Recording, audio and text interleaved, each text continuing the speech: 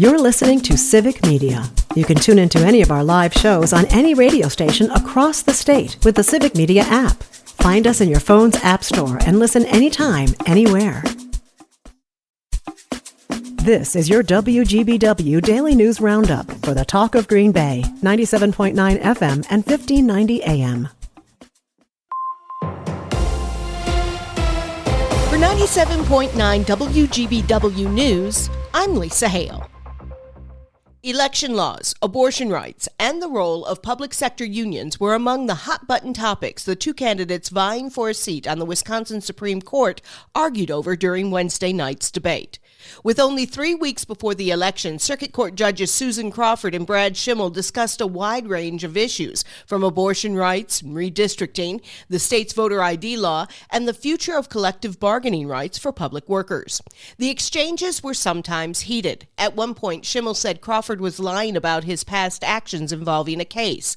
Later, Crawford disputed one of Schimmel's allegations about her donors, saying he had a, quote, very active imagination.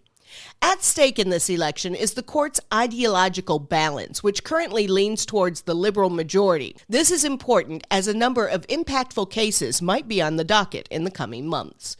The two candidates will face off in the April 1st election. If Wisconsin legislators and Governor Tony Evers do not come together to pass a new biennial budget by July 1st, the Green Bay area public schools will see a $10 million to $12 million budget shortfall for the 2025-26 school year. Superintendent Vicki Bayer. We are not the only district in the state of Wisconsin, 420 of us, that are facing a deficit, and many of them are depending on referendum to be able to keep their doors open. District leaders are recommending freezing base wage negotiations, freezing wage increases for certain milestones, closing the virtual school, and transferring some insurance costs to employees to make up for the shortfall. Last night, police were called to Little Lake Butamore, south of the 9th Street boat landing in Menasha, to a report of a man yelling in the lake. Officers tried to reach the 67-year-old man with a throwable floating life disc, but they were not successful. An officer went into the lake to bring the man to shore. He was taken to the hospital where he died. No other details have been released. Police from 4 additional law enforcement agencies helped the Menasha police find and arrest a person who was seen carrying a rifle near Menasha High School Wednesday afternoon.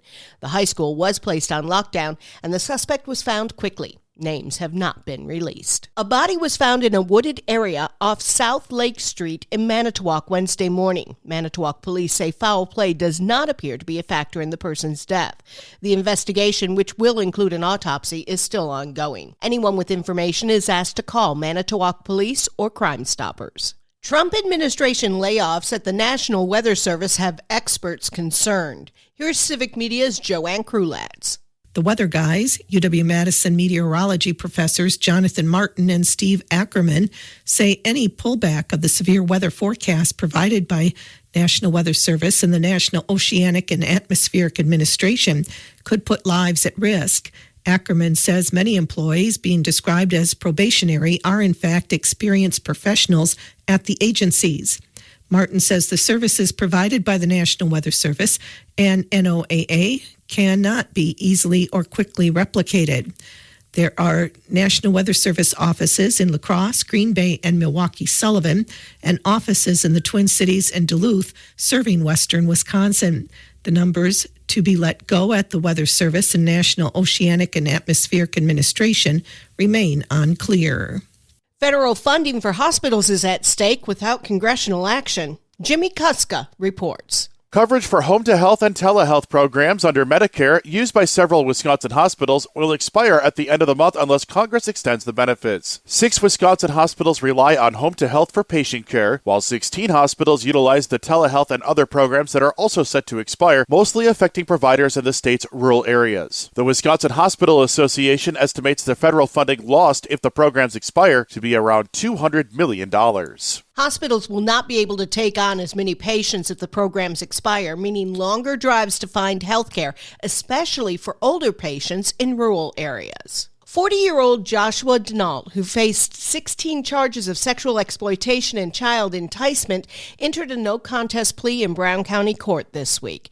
The former Green Bay tennis coach is accused of taking several upskirt photographs of girls he was coaching. Judge Thomas Walsh found him guilty of the 6 felony child sex offenses he was charged with. Denault is out on bond, but will be sentenced on May 20th. A report released last week from the Wisconsin National Guard shows an increase in reports of sexual assault. However, this doesn't necessarily mean that there are more assaults happening. Here's Melissa Kay. The Wing report acknowledges that sexual assault is often underreported. They believe the increase in reporting shows an increase in trust of the Wing Sexual Assault Prevention and Response Program. This increase could also show a cultural shift within Wing. These changes have come about after reports more than 5 years ago showed the Guard was violating state and federal law with botched investigations and retaliation against those who spoke up. Senator Tammy Baldwin and Governor Tony Evers called for a review of Guard procedures in March of 2019.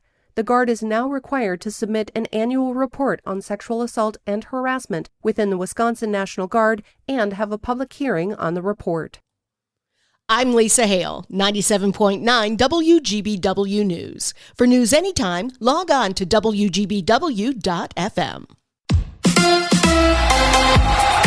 Packer players moving on. Hi, I'm Mike Clemens with Sports NFL Free Agency. 2 Packer players have signed with other teams. Center Josh Myers, a 1-year contract with the Jets. Running back A.J. Dillon joins the Eagles, also a 1-year deal. Men's college basketball, the Badgers taking on Northwestern today in the Big Ten tournament. Marquette against Xavier in the Big East tourney. In Madison, Sarah Williams says she's entering a transfer portal after 3 years on the Wisconsin women's basketball team. NBA Bucks basketball tonight. They host the LA Lakers. And Shaquille O'Neal had this to say about former Bucks player and business mentor Junior Bridgman, who died on Tuesday.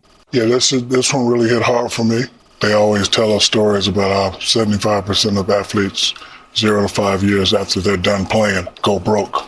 You know, a lot of people don't know this, but I've patterned my whole business acumen after Junior Bridgman. This one hurts a lot. That's Shaquille O'Neal with Sports. I'm Mike Clemens. On your entertainment beat, I'm Pete Schwaba. All right.